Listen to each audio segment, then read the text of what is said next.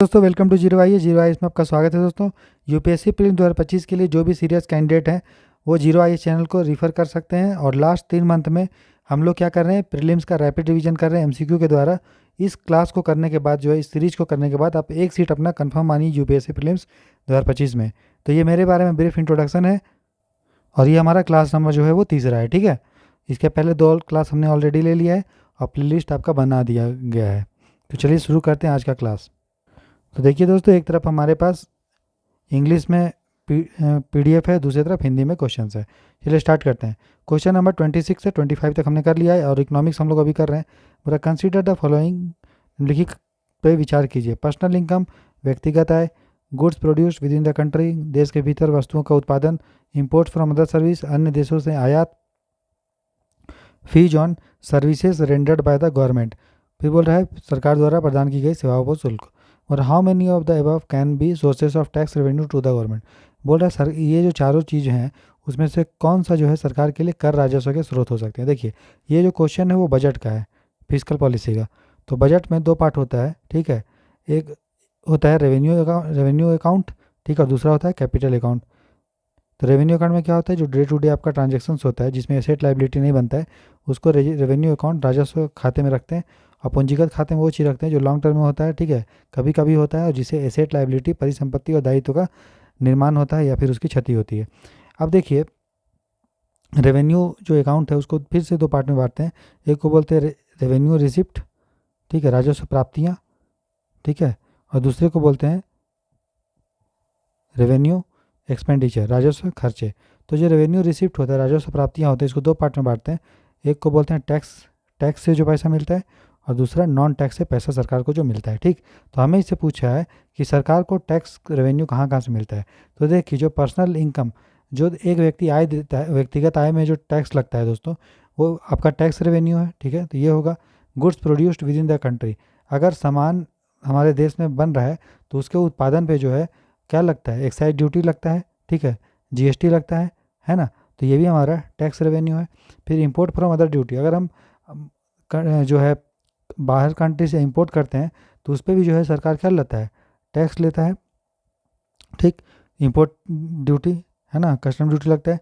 तो ये भी हमारा जो है टैक्स एक तरह का, क्योंकि ड्यूटी बराबर टैक्स होता है। फिर बोल रहा है fuse on services rendered by the government, सरकार बहुत सारी सर्विस देती है और सर्विस के बीच में फ़ी लेती है। तो जो फ़ी होता है या फ़ाइन सरकार को कलेक्ट होता है, या सरकार का बहुत सारा कंपनी होता है जिसमें सरकार को डिविडेंड मिलता है, प्रॉफिट मिलता है, तो वो भी सरकार को पैसा प्राप्त हो रहा है, लेकिन वो टैक्स के द्वारा नहीं है। समझ में आ रहा है। इसके अलावा विदेशी कंट्री से जो हमें कैश प्राप्त होता है ग्रांट के रूप में, वो भी जो है आपका नॉन टैक्स का पार्ट है। तो यह तो टैक्स किस पे होता है, टैक्स होता है पर्सनल इनकम हो गया, कॉर्पोरेट इनकम हो गया, कस्टम ड्यूटी, एक्साइज ड्यूटी, है ना, वैट हो गया, तो ये सारा जो गिफ्ट टैक्स हो गया, स्टेट ड्यूटी, तो ये सारा जो चीज़ है वो टैक्स रेवेन्यू है। इसीलिए हमारा आंसर हो जाएगा 1, 2 एंड 3। तो बोला कितने स्टेटमेंट करेक्ट है टैक्स का पार्ट, हमारा 3 होगा, तो आंसर होगा 26 का सी। तो और नॉन टैक्स मैंने बता दिया, नॉन टैक्स क्या है रेवेन्यू में, जैसे कोई फ़ी हो गया या फाइन्स हो गया, या सरकार जो सरकारी कंपनी है उस पर जो डिविडेंड कमाती है, प्रॉफिट कमाती है, ठीक है, वो सारा चीज़ है। या फिर ग्रांट इनेट अगर सरकार को कहीं से मिलता है, वो भी हमारा क्या है, नॉन टैक्स रेवेन्यू है। क्वेश्चन नंबर 26 हो गया। क्वेश्चन नंबर 27 देखते हैं। बोल रहा है consider the following statement regarding the NSDC, national skill development corporation, ठीक है, राष्ट्रीय हमारा जो है कौशल विकास निगम, ठीक है, इसके बारे में हमारा क्या है दोस्तों, प्रश्न है। बोल रहा है it is a not for profit public limited company fully owned by the government. ये बोल रहा है कि सरकार के द्वारा स्वामित्व का है, ठीक है, और गैर लाभकारी है, मतलब इसका काम जो है प्रॉफिट कमाना नहीं है। तो देखिए, जो हमारा नेशनल स्किल डेवलपमेंट कॉरपोरेशन है दोस्तों, इसको बनाया गया था 2008 में, ठीक है, और कंपनी एक्ट 1956 के तहत रजिस्टर करके इसको बनाया गया था। और ये पब्लिक प्राइवेट पार्टनरशिप के मॉडल पे बना हुआ है, मतलब सरकार भी है और प्राइवेट भी है, ठीक है। तो इसमें जो है सरकार का जो हिस्सेदारी है दोस्तों, मतलब भारत सरकार का जो हिस्सेदारी है, मंत्रालय जो हमारे पास कौशल विकास मंत्रालय है उसका हिस्सेदारी है 49%, ठीक है, और प्राइवेट पार्टी इसमें है 51%। तो मोटा मोटी बात करेंगे तो ये प्राइवेट संस्था है, ठीक है, लेकिन इसका काम प्रॉफिट कमाना नहीं है, नॉट फॉर प्रॉफिट है, ठीक है, क्लियर। 49% शेयर किसका है, सरकारी कंपनी का, भारत सरकार का है, ठीक है। तो ये हमारा गलत हो गया, क्योंकि पूर्ण रूप से सरकार के पास स्वामित्व नहीं है, प्राइवेट लोग भी है। फिर बोला ministry of skill development and entrepreneurship is the nodal agency, तो सही बात है, मंत्रालय यही इस पे नोडल एजेंसी है जो इसका क्या करती है, क्रियान्वयन ये सब करती है, एग्जीक्यूशन करती है, ये सही है। फिर बोला its main objective is to establish and run public institution related to skill development, तो काम ही इसका है स्किल डेवलपमेंट करना। तो इसके लिए क्या करेगी, जो बहुत सारी जो स्किल डेवलपमेंट के लिए सरकारी संस्थाएं हैं उसका कैसे संचालन होगा, कैसे क्या करना है, ये भी वो देखती है, ठीक है। तो ये हमारा सही है। तो बोल रहा है कितने स्टेटमेंट करेक्ट है बताइए, तो पहला गलत है, तो करेक्ट स्टेटमेंट होगा केवल 2, ठीक। तो ये आपको ध्यान रखना है। इस तरह से कोई भी क्वेश्चन हम पढ़ रहे हैं, अगर पढ़ेंगे कि आप स्कीम गवर्नमेंट में स्कीम में कोई संस्था के बारे में देखेंगे तो आप यही देखिएगा कि उसका मालिक कौन है, कि प्रॉफिट कमाती है नहीं कमाती है, ठीक है, और कौन उसको, उसका काम क्या है, कौन उसको नोडल एजेंसी कौन है। तो इसी तरह से आप कोई भी टॉपिक को पढ़िए अगर कोई स्कीम या योजना या कोई संस्था से क्वेश्चन आता है तो। फिर देखिए नेक्स्ट बोल रहा है consider the following statement about the capital market. देखिए फाइनेंशियल जो मार्केट होता है, वित्तीय बाजार होता है दोस्तों, वो दो टाइप का होता है। एक को बोलते हैं आपको मनी मार्केट, ठीक है, जो फाइनेंशियल मार्केट होता है दो टाइप का होता है, एक होता है मनी मार्केट और दूसरा होता है कैपिटल मार्केट, ठीक।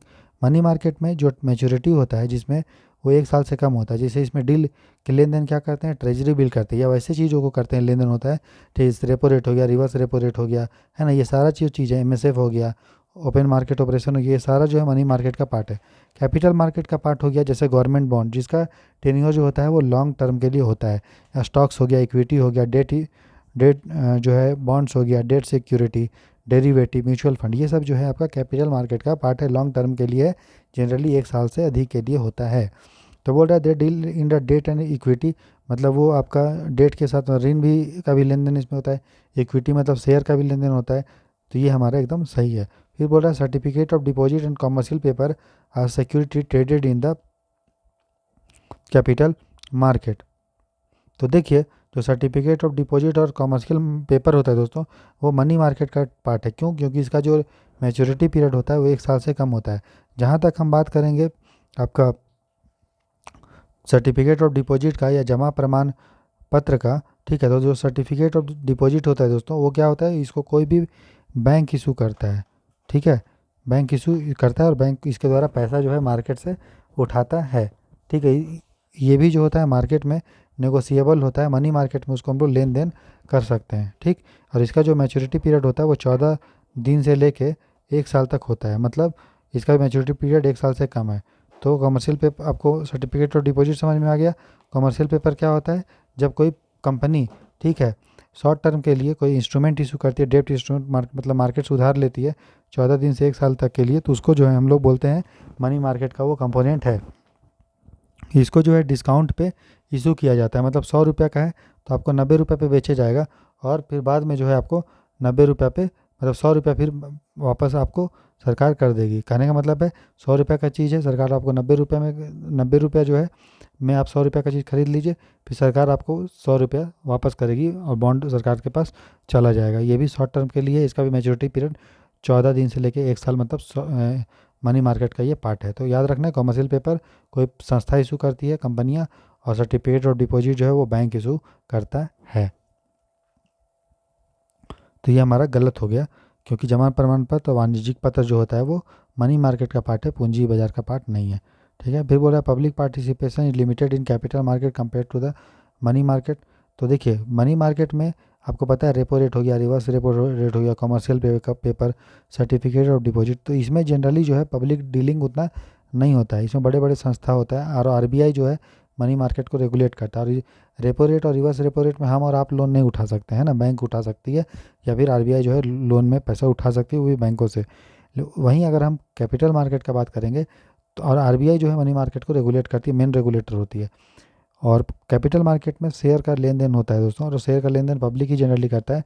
तो बोल रहे, लेकिन इसमें बोल रहा है कि मुद्रा बाजार की तुलना में पूंजी बाजार में सार्वजनिक भागीदारी सीमित होती है, तो ये गलत होगा। सार्वजनिक भागीदारी सीमित होती है मनी मार्केट में, ठीक है, ना कि कैपिटल मार्केट में। तो दूसरा तीसरा भी ऑप्शन हमारा गलत है, दूसरा तीसरा, तो एक ही स्टेटमेंट हमारा सही है 1, इसलिए इसका आंसर हो जाएगा ओनली 1। समझ में आ रहा है सबको? तो ध्यान से जो है समझते रहिएगा। अब देखिए हम लोग मार्केट को जो है दोस्तों, कैपिटल मार्केट को ही हम लोग 2 पार्ट में बांट के पढ़ सकते हैं। एक को बोलते हैं आपको प्राइमरी मार्केट, और दूसरे को बोलते हैं सेकेंडरी मार्केट। ठीक है, तो प्राइमरी मार्केट में क्या होता है, जब भी कोई भी शेयर को, सिक्योरिटी को, कोई भी सिक्योरिटी हो, चाहे वो डेट सिक्योरिटी हो सकता है, उधार लेने वाला, या फिर शेयर वाला हो सकता है। ठीक, तो कोई भी, जब हम लोग पहली बार डेट सिक्योरिटी या जो है इक्विटी सिक्योरिटी को एक साल से कम, एक साल से ज़्यादा के लिए बेचते हैं पहली बार, तो बेचते हैं हम लोग प्राइमरी मार्केट में, प्राथमिक बाजार में। ठीक है, जैसे पहली बार जब कंपनी इशू करती है तो उसको आईपीओ बोला जाता है, इनिशियल पब्लिक ऑफरिंग। तो एक तरह का वो क्या है, पहली बार चूंकि पब्लिक को शेयर बेच रही है तो उसको बोला जाता है प्राइमरी मार्केट, जहाँ पे वो बेच रही है। और ये पार्ट है किसका, कैपिटल मार्केट का।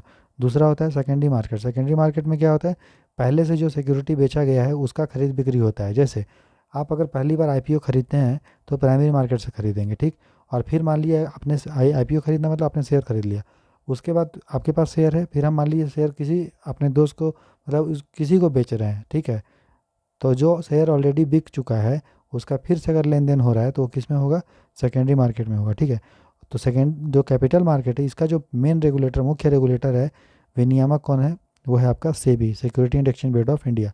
और प्राइमरी और मनी मार्केट का जो मेन रेगुलेटर है वो आरबीआई। आपको समझ में आ गया होगा प्राइमरी मार्केट क्या है, सेकेंडरी मार्केट क्या है, मनी मार्केट क्या है, कैपिटल मार्केट क्या है, कमर्शियल पेपर क्या है, सर्टिफिकेट ऑफ डिपॉजिट क्या है। ठीक है, उसके बाद याद रखिएगा, चाहे वो कमर्शियल पेपर हो या फिर सर्टिफिकेट ऑफ डिपॉजिट हो, दोनों जो है अनसिक्योर्ड होता है। अनसिक्योर्ड का मतलब इसको लेने के लिए कोई गिरवी चीज़ नहीं रखा जाता है। ठीक है, तो आंसर जो होगा वो 28 का ए होगा। आगे बढ़ते हैं, क्वेश्चन नंबर हमारा 29 है। बोल रहा है consider the following situation, decrease of come interest rate in India, decrease in demand for foreign goods, expectation of future appreciation of foreign currency. बोल रहा है भारत में ब्याज दरों में कमी, विदेशी वस्तुओं की मांग में कमी, भविष्य में विदेशी मुद्रा की मूल्य में वृद्धि की संभावना। ठीक है, और how many of the above situation could lead to the appreciation of Indian rupee. बोला कौन सा, किस में जो है आपका भारत का जो रुपया है वो अधिमूल्यन होगा। देखिए, कोई भी चीज़ का मूल्य तभी ज़्यादा होता है जब उसका डिमांड अधिक होता है, ये भी आप मानते हैं, हम भी मानते हैं। जैसे देखिए आईफोन का डिमांड इंडिया में क्यों ज़्यादा है, क्योंकि मतलब आईफोन का प्राइस इंडिया में क्यों ज़्यादा है, क्योंकि उसका डिमांड ज़्यादा है। अगर आप या पूरे विश्व में, वही माइक्रोमैक्स का फ़ोन का कोई डिमांड नहीं करता, नोकिया जो पुराना फ़ोन तो आप डिमांड नहीं करते, तो उसका मूल्य भी कम है।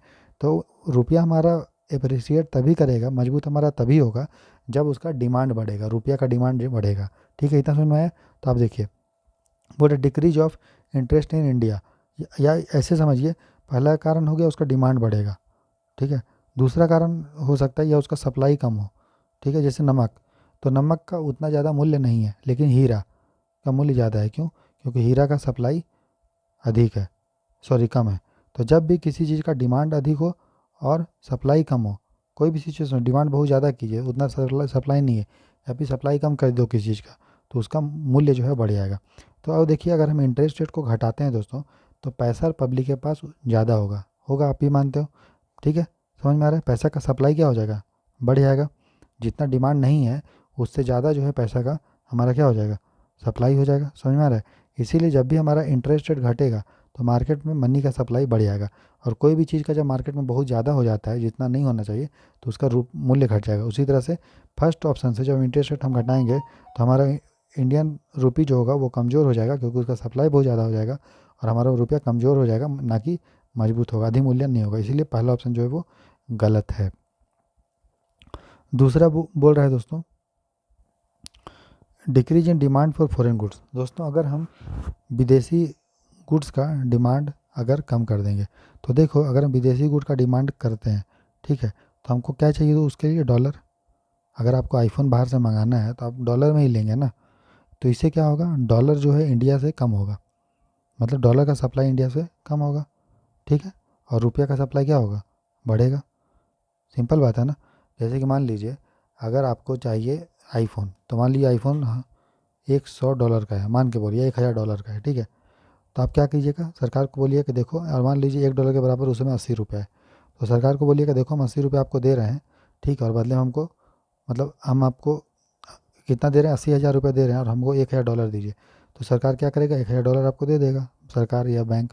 ठीक है, और उससे आप जो है खरीदिएगा। तो इस सिचुएशन में क्या हो रहा है, जब भी हम विदेश चीज़ का डिमांड, विदेशी चीज़ों का डिमांड करते हैं, तो भारत से डॉलर जो है जाता है, मतलब डॉलर की हो जाती है क्या, कमी। डॉलर की क्या हो जाती है, कमी। तो जाहिर सा बात है, जब एक करेंसी का कमी होगा तो रुपया का क्या हो जाएगा, अधिकता। तो रुपया का सप्लाई क्या हो जाएगा, बढ़ जाएगा, है ना। घरे सब लोग बोलेंगे लो हम रुपया दे रहे हैं, हमको डॉलर दो, तो डॉलर का डिमांड बढ़ जा रहा है। और वहीं रुपया का डिमांड घट रहा है, क्योंकि लोग रुपया नहीं चाहिए, डॉलर चाहिए।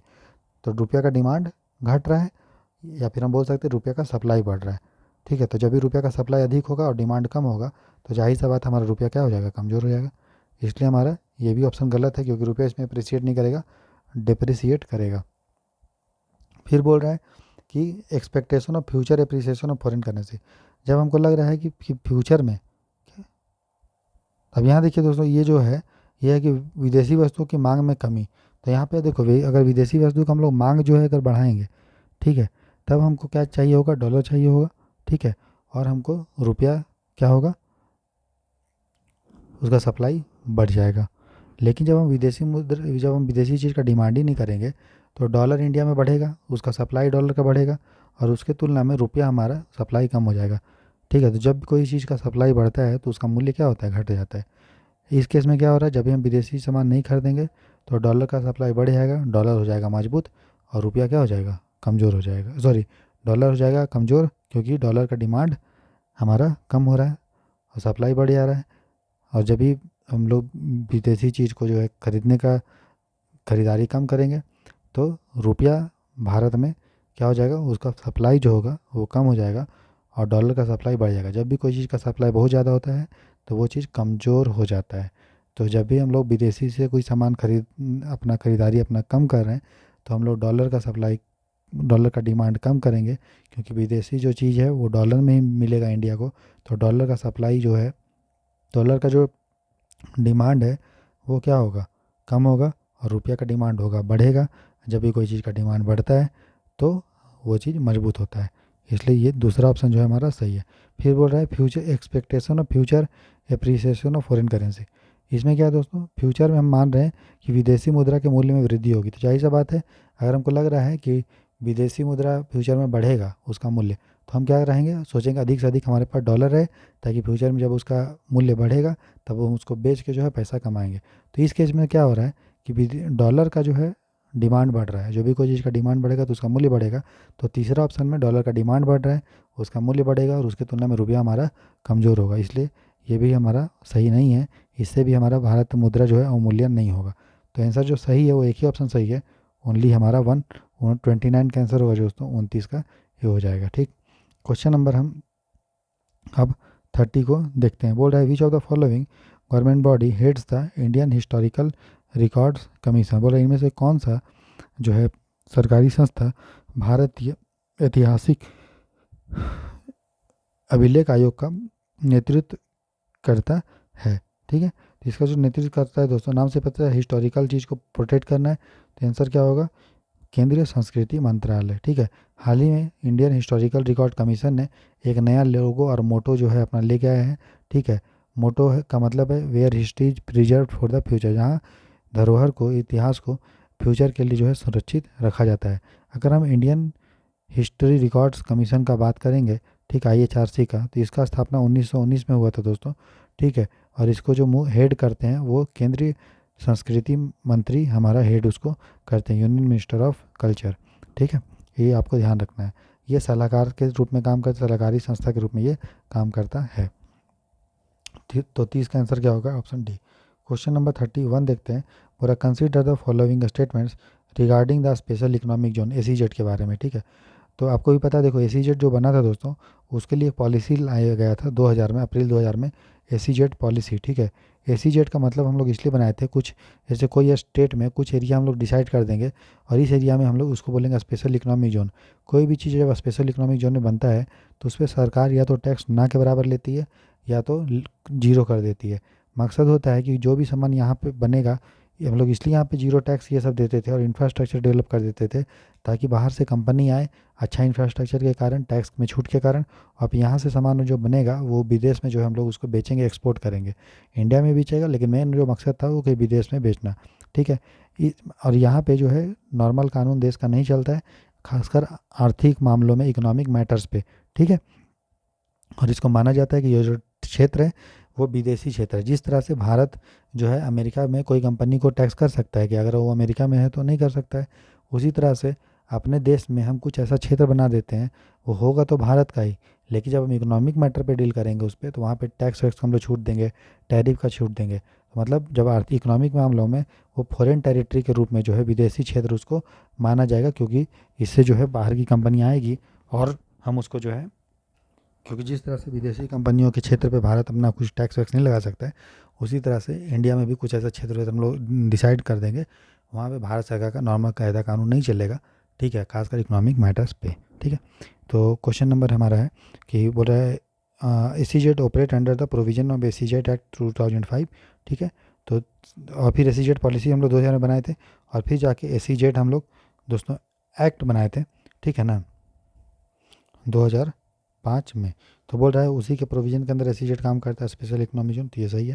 बोल रहा है both centre and the state government have the power to establish ACZ, तो ठीक है, एसीजेड दोनों बना सकता है, केंद्र सरकारी बना सकता है, राज्य सरकारी बना सकता है, ठीक है, या तो दोनों मिलकर बना सकता है। याद रखिए एसीजेड जो बनाया जाता है उसमें सारा चीज़ डेवलप करने का जो मतलब ज़मीन देने का जो पावर है, ठीक है ना, वो किसके पास है, स्टेट गवर्नमेंट के पास है। क्या होता है कि जो डेवलपर है जो चाहता है कि हम एसीजेड वहाँ पे बनाएंगे, ठीक है, तो वो अपना प्रपोजल जो है वो राज्य सरकार को देता है, राज्य सरकार उसके प्रपोजल को 45 दिन के अंदर जो है वो बताती है कि हाँ बनेगा नहीं बनेगा, ठीक है, और उसके बाद जो है अप्रूवल जब हो जाता है तो फिर उसका आगे का कार्रवाई होता है, ठीक। तो एसीडेट बनाया जाता है इसीलिए ताकि वहाँ पे जो है ड्यूटी फ्री आपका वहाँ पे ट्रेड हो, ड्यूटी हो, और एक विदेशी क्षेत्र के रूप में जो है उसको मान्यता दिया जाता है। विदेश का कंट्रोल करेगा भारत ही, लेकिन इकोनॉमिक मैटर में उसको छूट दिया, इसलिए उसको विदेशी क्षेत्र के रूप में माना जाता है। किन मामलों में, व्यापार संचालन, शुल्कों और प्रशुल्कों की मामले में, ठीक है। याद रखिएगा ज़मीन देने का किसके पास मतलब बोला गया है, वो बोला गया राज्य सरकार की जिम्मेदारी है, बाकी केंद्र सरकार राज्य सरकार बाकी चीज़ों को मेल मिलाप करके काम करेगी। तो बोला कितने स्टेटमेंट सही है, तीनों के तीनों स्टेटमेंट हमारा सही है, इसलिए आंसर हो जाएगा ऑल 3, ठीक। चलो क्वेश्चन नंबर हमारा है 32, हमें कमेंट सेक्शन में लिख के बताइए कि भारत का पहला स्पेशल इकोनॉमिक जोन जो है वो कहाँ बनाया गया है, ठीक है, ये कमेंट सेक्शन में लिख के बताइए।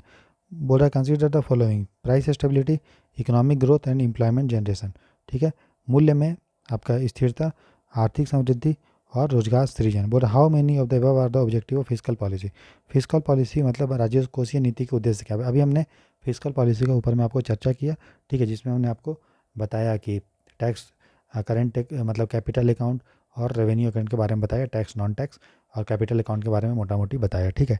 तो फिजिकल पॉलिसी सरकार बनाती है दोस्तों, ठीक है, और उसका मकसद क्या होता है कि मूल्य स्थिरता, ठीक है, इकोनॉमिक ग्रोथ करना, ठीक है, एम्प्लॉयमेंट जनरेशन करना और प्राइस स्टेबिलिटी भी। देखो टैक्स अगर सरकार देखो फिजिकल पॉलिसी का पार्ट होता है टैक्स नॉन टैक्स, है ना, तो टैक्स बढ़ा देगी तो मूल्य हमारा कम, मूल्य किसी चीज़ का जो है क्या हो जाएगा, अगर सरकार डायरेक्ट टैक्स बढ़ाती है तो लोगों के पास कम तनख्वाह रहेगा, तो उसका डिमांड चीज़ कम करेंगे और फिर उसका मूल्य घट जाएगा। उसी तरह सरकार non tax revenue, GST VST मतलब जो सरकार अगर जो है इनकम टैक्स बढ़ाती है तो डिमांड जो है आप चीज़ों को कम करेंगे, क्योंकि आपका आय जो है वो आयकर टैक्स हमारा जो आयकर बढ़ गया है, ठीक है। उसी तरह से अगर सरकार कस्टम ड्यूटी किसी चीज़ पे बढ़ा देती है, ठीक है, तो उसका मूल्य बढ़ जाएगा वो चीज़ का, तो वो चीज़ महंगा हमारा हो जाएगा, ठीक। तो प्राइस स्टेबिलिटी कंट्रोल हो गया, ठीक है। उसी तरह से सरकार इकोनॉमिक ग्रोथ को प्रमोट कर सकती है फिजिकल पॉलिसी के द्वारा। मान लो कोई चीज़ को हम लोग प्रमोट करना चाहते हैं तो हम क्या कर सकते हैं, उसका जो है टैक्स फ्री कर सकते हैं उसको, तो वहाँ पे इंडस्ट्री आएगा, इकोनॉमिक ग्रोथ होगा, एम्प्लॉयमेंट जनरेशन भी हो सकता है। तो तीनों के तीनों ऑप्शन जो है राजकोषीय नीति का हमारा है, तो ऑल 3 हमारा सही होगा। तो 32 का आंसर क्या होगा दोस्तों, ऑल 3। नेक्स्ट क्वेश्चन देखते हैं, क्वेश्चन नंबर 33 बोल रहा है कि निम्नलिखित में से कौन सा following is are the types of narrow money. हमने आपको नैरो मनी और ब्रॉड मनी के बारे में ऑलरेडी हमने आपको दोस्तों बता दिया है, तो यहाँ पे उसको रिपीट नहीं करेंगे, बस ये बस समझ लीजिए कि किसी भी समय में, ठीक है, पब्लिक के पास जितना पैसा जनरली होता है, सर्कुलेशन होता है, उसको हम लोग मनी सप्लाई बोलते हैं। और मनी सप्लाई को नापने के लिए हमारे पास M1 M2 M3 और M4 है, ठीक है, इंडिकेटर। M1 और M2 को हम लोग नैरो मनी बोलते हैं और M3 M4 को ब्रॉड मनी बोला जाता है, ठीक।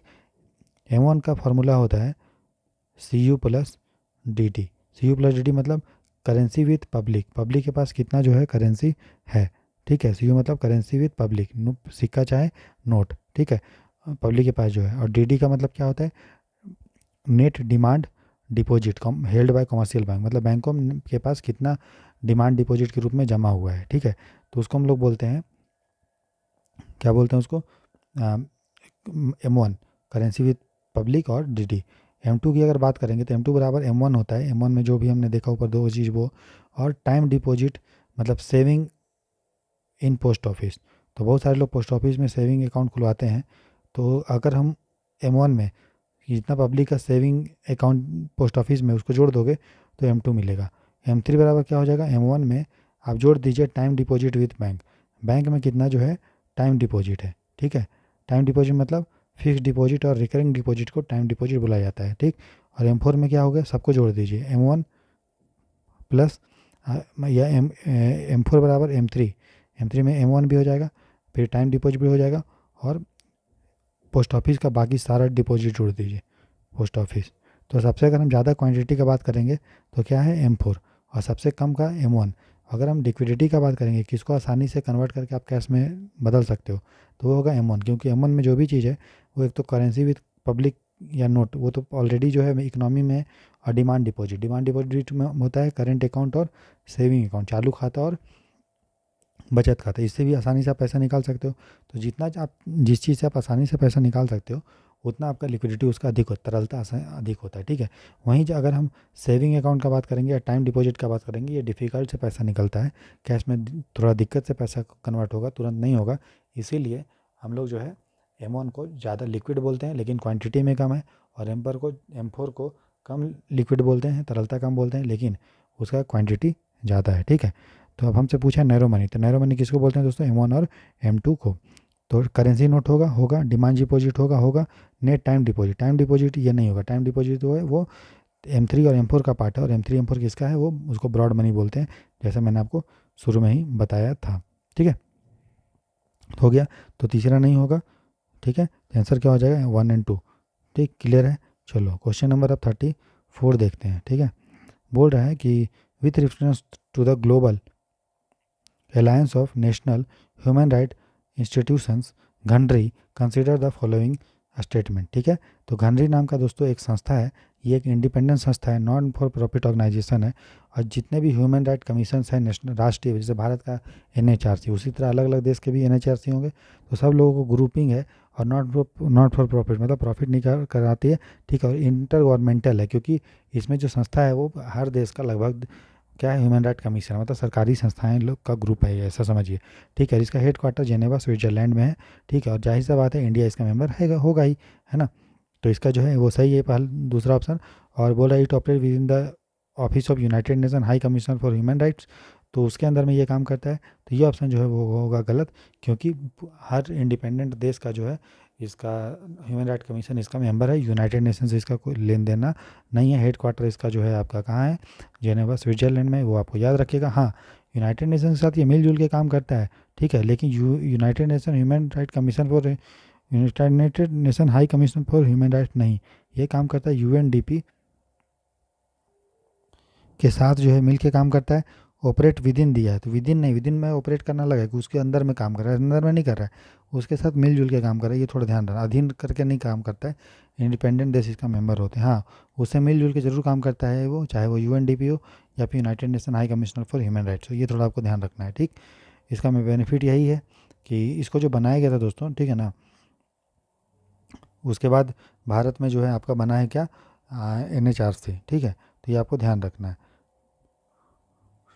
तो जो गनरी है हमारा, ठीक है, उसके अंदर में कमेटी है ना, उसका नाम है SCA, sub committee on accreditation, ठीक है।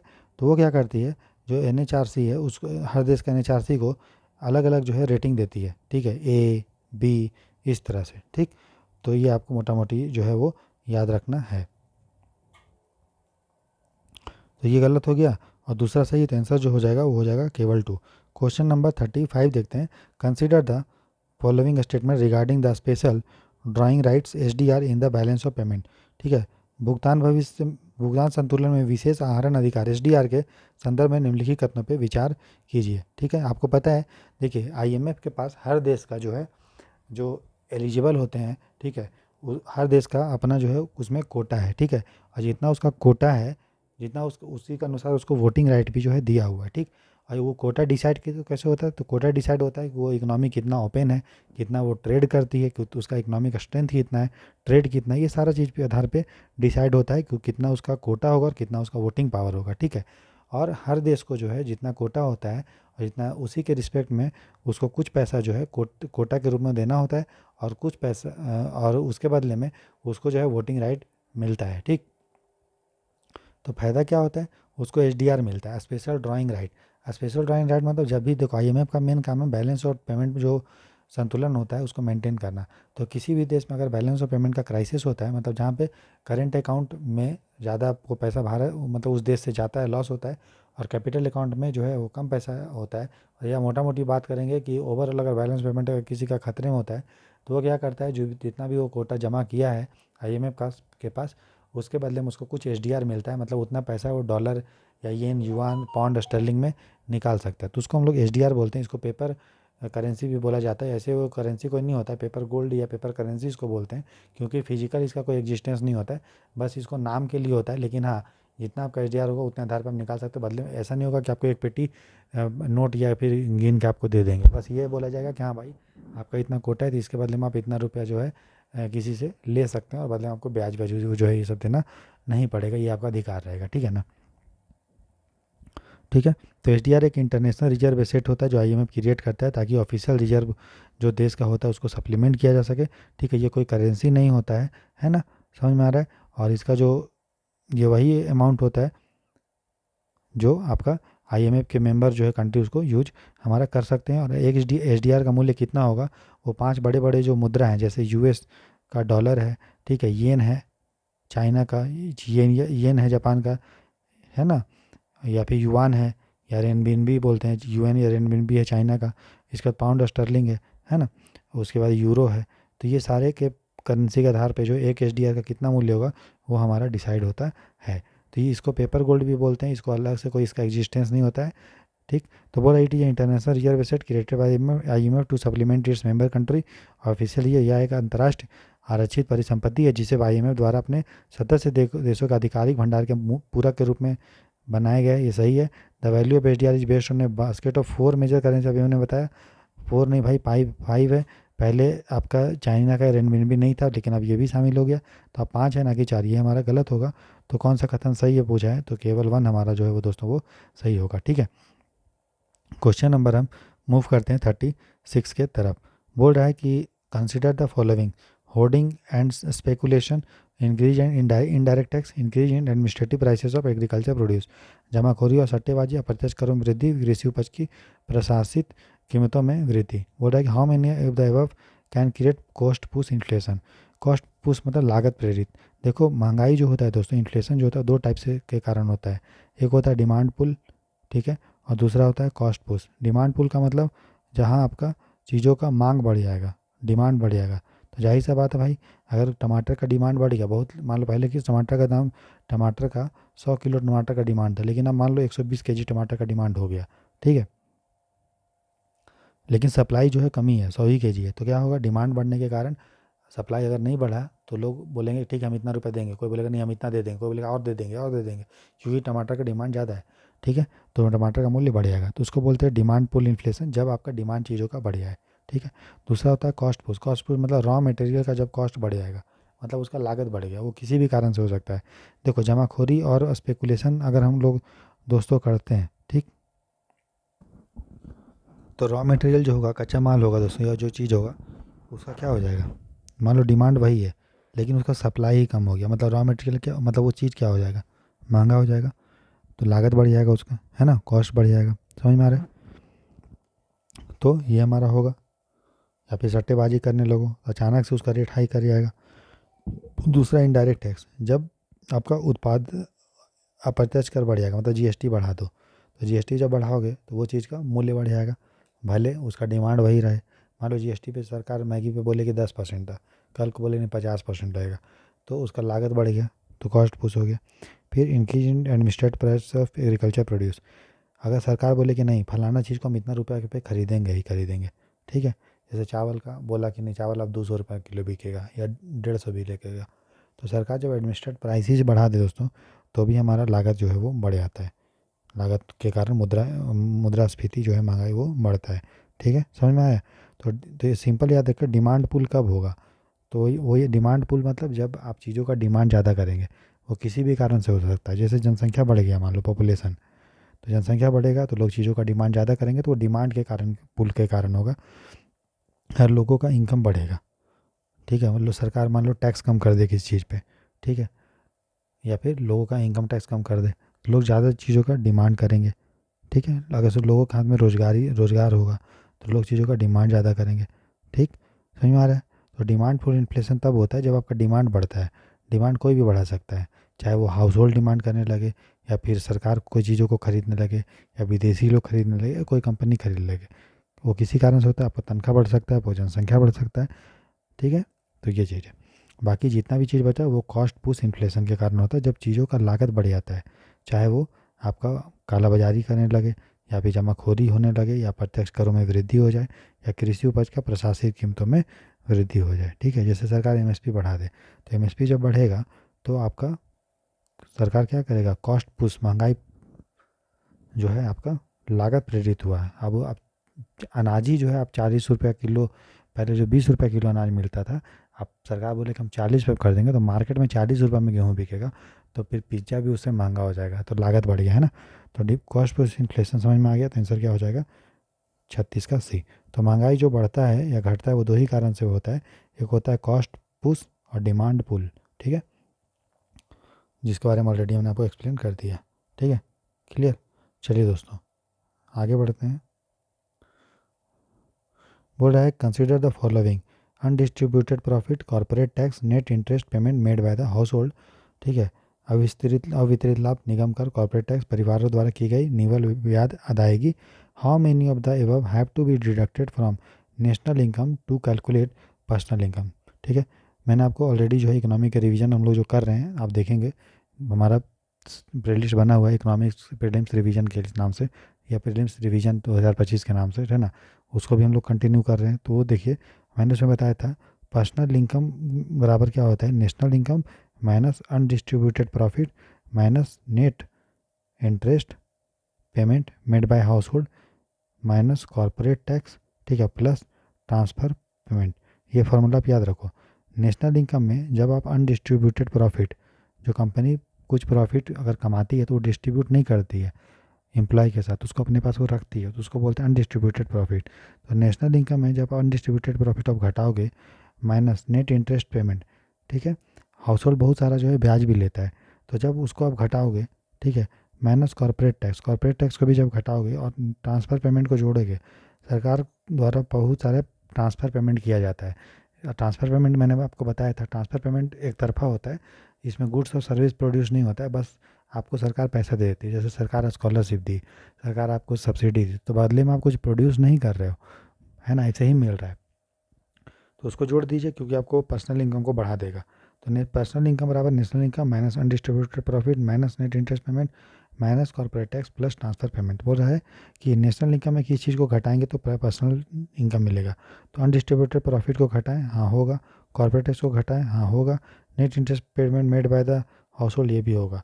जोड़ते क्या है, ट्रांसफ़र पेमेंट, लेकिन पूछा है घटाएंगे। घटाएंगे तीनों को ही, चाहे अनडिस्ट्रीब्यूटेड प्रॉफिट हो, चाहे निगम कर हो, या फिर ब्याज अदायगी हो। तो आंसर हो जाएगा ऑल थ्री, 37 का सी। क्वेश्चन नंबर 38 देखते हैं। बोल रहा है consider the following, reduction in purchasing power of ways earner. ठीक है, वेतन भोगियों की क्रय शक्ति में कमी। ठीक है, credit crunch due to increase in cost of capital, पूंजी की लागत में वृद्धि के कारण ऋण संकट, डेप्रिसिएशन इन करेंसी, मुद्रा का मूल्य ह्रास। बोल रहा how many of the above are impact of inflation. महंगाई बढ़ेगा दोस्तों, तो उससे क्या होगा प्रभाव, नॉर्मल चीज़ समझिए। क्या ये बताइए, महंगाई जब बढ़ता है तो रुपया का मूल्य ह्रास होता है कि नहीं? अभी मान लो हम लोग समोसा खाते थे तो 2 रुपया पीस खाते थे, ठीक है, 2 रुपया पीस। ठीक, लेकिन अब समोसा 10 रुपये पीस मिलता है। तो पहले आपके पास 10 रुपया होता था तो आप 5 समोसा पीस खरीदते थे, अब 10 रुपये में आपको एक समोसा एक पीस मिलता है। इसका मतलब मूल्य, रुपया जो है वो उसका मूल्य ह्रास हुआ, तभी ना आपको, मतलब डिप्रिसिएशन मतलब क्या हुआ, आपको जो है कम चीज़ मिल रहा है रुपया में, जो पहले ज़्यादा मिलता था। तो ये हमारा होगा, इसलिए ये होगा। फिर बोल रहा है credit current due to increase in cost of capital. ये बताइए, जब महंगाई दोस्तों हमारा बढ़ता है, ठीक है, तो देखिए दोस्तों, जब भी अपना हमारा महंगाई बढ़ता है तो ठीक है, तो उसी समय इंटरेस्ट रेट भी हमारा बढ़ते रहता है। समझ में आ रहा है? क्योंकि महंगाई जब बढ़ेगा, है ना, तो इंटरेस्ट रेट भी जो है बैंक बढ़ाता है उस महंगाई को कंट्रोल करने के लिए, ठीक है। क्योंकि महंगाई बढ़ेगा तो सरकार क्या चाहेगा, मतलब आरबीआई क्या चाहेगा, आरबीआई चाहेगा कि इंटरेस्ट रेट को बढ़ा दो, रेपो रेट, ये सबको रेपो, रिवर्स रेपो रेट को बढ़ा दो, ताकि पब्लिक के पास ज़्यादा ब्याज दर में लोन मिले और फिर वो पैसा का डिमांड कम करे, ठीक है, क्लियर। इसलिए क्रेडिट का क्रंच हो जाएगा। तो जब इंटरेस्ट रेट बढ़ेगा दोस्तों, तो लोग जो है लोन नहीं लेंगे, कम लेंगे या कम नहीं लेंगे, तो उससे क्या होगा, कैपिटल का कॉस्ट बढ़ जाएगा। कैपिटल कॉस्ट मतलब आपको उधार लेने में, कैपिटल मतलब पूंजी प्राप्त करने में दिक्कत होगा, क्योंकि लोन का ब्याज दर बढ़ गया है, ठीक है। तो इससे हमारा कॉस्ट ऑफ कैपिटल बढ़ जाएगा। पहले आपको 1,000 रुपया लोन लेने के लिए आपको मान लीजिए 100 रुपये ब्याज देना पड़ेगा।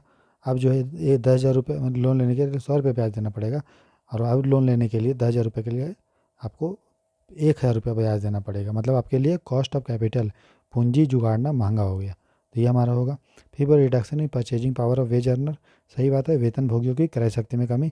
महंगाई बढ़ता है, मान लीजिए 10,000 रुपये आपका तनख्वाह था, तो आप मान लीजिए 50 रुपये के हिसाब से 10 रुपये के हिसाब से मान लीजिए 20 kg आटा खरीदते थे, मान लीजिए, वहीं आज से 10 साल पहले।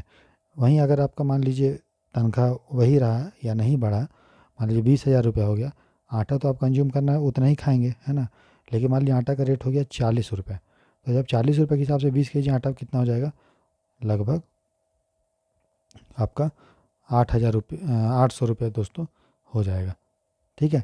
तो पहले आप खर्चा करते थे कितना, 200 रुपये, ठीक। आप अब कितना खर्चा कर रहे हैं, 800 रुपये। तो जो वेतन भोगी होता है, मतलब जिसको फिक्स्ड इनकम मिलता है, ठीक है, उसका क्रय शक्ति में कमी होता है। इसीलिए आप याद रखिए कि जो वेतन भोगी होता है उसको महंगाई से बचाने के लिए सरकार उसके लिए महंगाई भत्ता जो है घोषित करती है हर 6 महीना में एक बार, डियरनेस अलाउंस जिसको बोलते हैं, ठीक। तो तीनों जो है वो सही है, ये मुद्रास्फीति का प्रभाव है। आंसर हो जाएगा ऑल 3, ठीक है। क्वेश्चन नंबर 39 देखते हैं। बोला with reference to the PMLA prevention of money laundering act, धन शोधन निवारण अधिनियम के संदर्भ में निम्नलिखित कथनों पर विचार कीजिए। The act puts the onus on the accused to prove he is innocent without seeking bail. बोल रहा है ये जो आपका पीएमएलए एक्ट है दोस्तों, ये इसलिए बनाया गया था ताकि मनी लॉन्ड्रिंग को डील करने के लिए, ठीक है, धन का शोधन को से डील करने के लिए, ठीक। इसमें जो आपका प्रॉपर्टी जो जो डिफ़ॉल्टर होता है, ठीक है, जो मतलब इसके तहत व्यक्ति होता है जिस पे पनिशमेंट होता है, उसका प्रॉपर्टी तक जब्त जो है कर सकता है ईडी, ठीक है। तो बोल रहा है तो इसमें जो है, देखो नॉर्मल केस में क्या होता है कि मान लीजिए नॉर्मल केस में मान लीजिए कोई किसी ने तो मर्डर किया, तो पुलिस का पे जिम्मेदारी होता है कि फलाना व्यक्ति को प्रूफ करे कि वो गिल्टी था, ठीक है, पुलिस पे जिम्मेदारी है।